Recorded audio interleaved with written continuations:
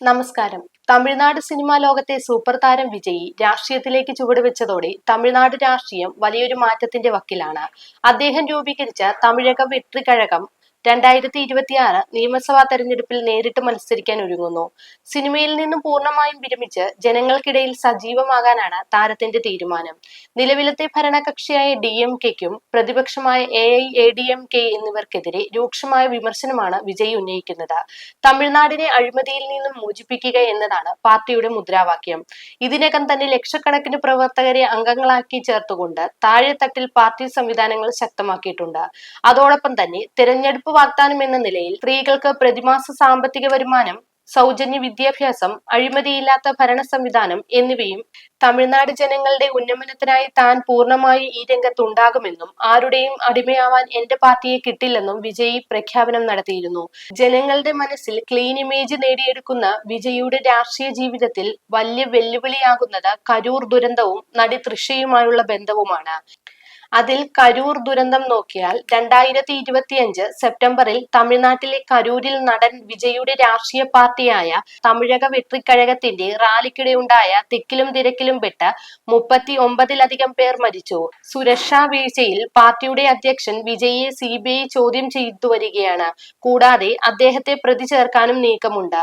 10,000 പേർക്ക് മാത്രം സൗകര്യമുള്ള സ്ഥലത്ത് 30,000-ലധികം പേർ എത്തിയതാണ് ദുരന്തത്തിന് കാരണമെന്ന് പോലീസ് പറയുന്നു. മരിച്ചവരുടെ കുടുംബങ്ങൾക്ക് വിജയ് നഷ്ടപരിഹാരം നൽകിയിരുന്നു. എന്നാൽ തിരഞ്ഞെടുപ്പ് അടുത്തിരിക്കുന്ന ഈ സമയത്ത് വിജയിയെ വീണ്ടും ചോദ്യം ചെയ്യലിനായി വിളിക്കുന്നത് അദ്ദേഹത്തിന്റെ പ്രചാരണ സമയത്തെ തടസ്സപ്പെടുത്തുന്നു. ഏറ്റവും ഒടുവിലായി 2026 മാർച്ച് 15-ന് ഹാജരാകാൻ CBI അദ്ദേഹത്തിന് സമൻസ് നൽകിയിട്ടുണ്ട്. ഇത് രാഷ്ട്രീയ എതിരാളികൾക്ക് അദ്ദേഹത്തെ വേട്ടയാടുവാൻ വലിയൊരു ആയുധമായി മാറിയിരിക്കുകയാണ്. ഒരു രാഷ്ട്രീയ പാർട്ടിയുടെ ആദ്യകാല പരിപാടികളിൽ തന്നെ ഏറ്റവും വലിയൊരു ദുരന്തം സംഭവിച്ചത് വിജയുടെ സംഘാടന ശേഷിയെ ചോദ്യം ചെയ്യുന്നു.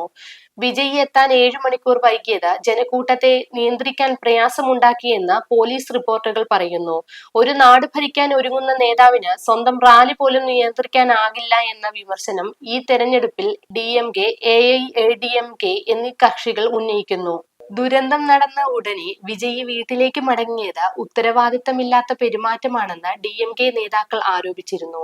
വിജയിയുടെ പാർട്ടിക്കെതിരെ കേസുകൾ ഉള്ളതിനാൽ തിരഞ്ഞെടുപ്പ് സമയത്ത് അത് ഒരു കരിനിഴലായി അദ്ദേഹത്തെ പിന്തുടരുമെന്ന് ഉറപ്പാണ്. സിനിമയിലെ രക്ഷകൻ ഇമേജിൽ നിന്ന് രാഷ്ട്രീയത്തിലേക്ക് വന്ന വിജയ്ക്ക് സ്വന്തം ആരാധകർക്കും അനുയായികൾക്കും ഒരു പൊതുപരിപാടിയിൽ ജീവൻ നഷ്ടപ്പെട്ടത് വലിയ തിരിച്ചടിയാണ്.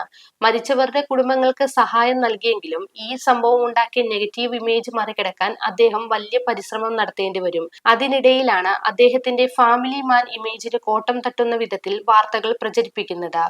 വിജയും ഭാര്യ സംഗീതയും തമ്മിലുള്ള അകൽച്ചയും തൃഷയുമായുള്ള സൗഹൃദവും സോഷ്യൽ മീഡിയയിൽ ആളിക്കത്തുകയാണ്.